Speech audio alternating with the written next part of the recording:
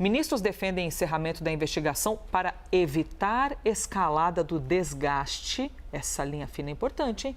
Do desgaste após questionamentos sobre a atuação de Alexandre de Moraes. Lembra-se, semana passada, reportagem Folha de São Paulo, falando sobre o rito, né, de Alexandre de Moraes, entre essa passarela entre Supremo Tribunal Federal e TSE e até que ponto isso está dentro ou não da legalidade. Você tem um monte de jurista dizendo que tá tudo dentro da legalidade, tá tudo ok, faz parte do rito. E um monte de jurista dizendo, eventualmente pode ter havido algum excesso por parte do ministro Alexandre de Moraes. Eu vou trazer aqui mais uma linha e na sequência te ouvir um pouquinho, Theo Cury, porque isso aqui é bem importante. Está bem pequenininho para ler, mas não se preocupe que eu leio aqui e digo para vocês, tá? Após reportagens que apontaram uma... Aliás, vamos preencher tela? Peraí, deixa eu virar aqui o tablet, Natan. Que aí a galera consegue... Pronto, beleza. Pronto, Elisa. Pensaste, hein, minha querida? Após reportagens que apontaram uma suposta fuga do rito por parte do ministro Alexandre de Moraes, a defesa do encerramento do inquérito das fake news passou a se acentuar nos bastidores do Supremo. Eita lasqueira, vamos lá. Uma ala de ministros avalia que o inquérito foi importante para a defesa da democracia e dos próprios integrantes da corte. 5 anos, nossa, faz muito tempo, gente. A CNN não tinha nem estreado ainda, 5 anos, então 2019. É considerado um tempo longo demais, sem uma conclusão. Que mais? O inquérito das fake news foi aberto em 2019 por iniciativa do então presidente do Supremo, ministro Dias Toffoli, que designou Moraes como relator. A medida gerou polêmica desde o início, apesar da previsão no regimento interno do tribunal. Essa linha é bem importante também, hein? Apesar da previsão, ou seja, isso é previsto no regimento interno do tribunal. Discordando ou não, ao menos no regimento interno, tudo isso aqui está previsto. Moraes, que estava na corte havia apenas 2 anos, ganhou poder ao longo da instrução da investigação, que acabou se desdobrando em várias partes. Por exemplo, o inquérito das milícias digitais. E aí, aqui, né, Theo Cury, que eu acabei de lembrar, a Folha de São Paulo apontou que Moraes pediu, de maneira informal, a assessores do TSE, do qual era presidente, dados sobre uma série de alvos do inquérito das fake news. Ô, Theo, isso diz respeito, então, a um eventual desgaste?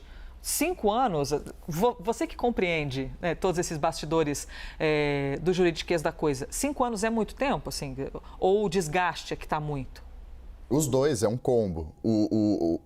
Para você ter uma ideia, Elisa, quando essa investigação ela foi aberta de ofício, ou seja, sem uma provocação da Procuradoria-Geral da República, como normalmente no nosso sistema funciona. A PGR vê uma suposta irregularidade, aciona o Supremo autoriza a abertura de uma investigação e o inquérito é aberto. Nesse caso não foi o ministro Dias Toffoli, em 2019, ele era presidente do Supremo, o regimento do Supremo permitia a abertura de uma investigação de ofício, ou seja, por iniciativa própria, e ele colocou o ministro Alexandre de Moraes como relator desse inquérito. E isso gerou um rebuliço gigantesco na época. A Procuradora-Geral da República, na época, era a Raquel Dodge, e ela foi contra esse inquérito. Ela falou, olha, é ilegal, a PGR não participou, não pediu essa investigação, a abertura dessa investigação, e não faz o menor sentido essa investigação existir dessa forma. Olha. Raquel Dodge saiu, entrou o Augusto Aras, Antônio Augusto Brandão de Aras,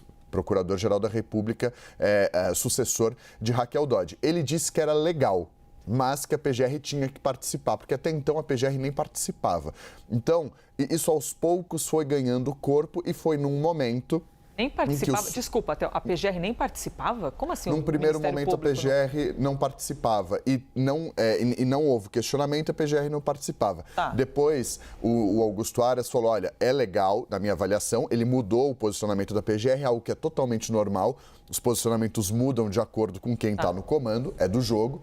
Mas ele falou, olha, eu vejo que é legal, mas a PGR tem que supervisionar esse inquérito, não pode ficar só com o Supremo. E aos poucos foi ganhando um ar mais institucional, como é em outros casos, como é em outros inquéritos. Por que eu estou falando tudo isso?